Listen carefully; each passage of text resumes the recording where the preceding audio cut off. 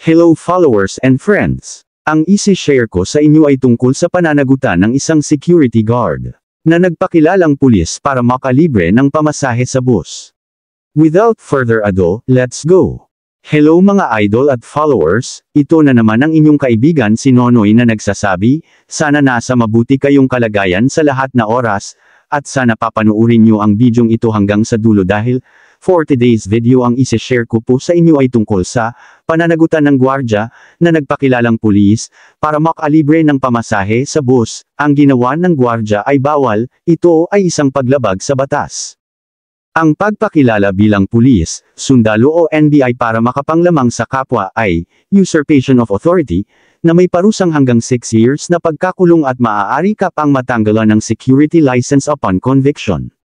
Reference, Code of Conduct No. 2, na nagsasabi, he shall not use his license and other privileges if any, to the prejudice of the public, the client or customers and his agency at ng Revised Penal Code.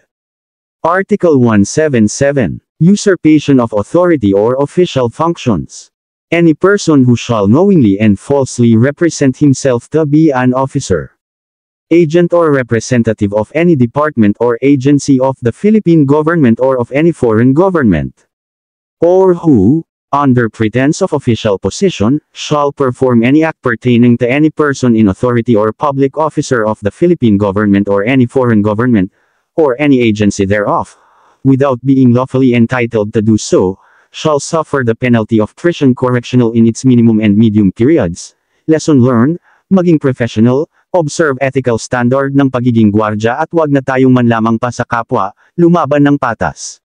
Disclaimer, ang bidyong ito ay hindi gawa ng isang eksperto kundi, ito ay bunga lamang ng aking personal na kaalaman, at pananaliksi, kung sa palagay niyo po, ito ay taliwas sa inyong kaalaman, at paniniwala, malaya po, kayong magkomento sa ibaba, para madagdagan kung mayroon mang pagkukulang at maitutuwid, kung mayroon mang pagkakamali.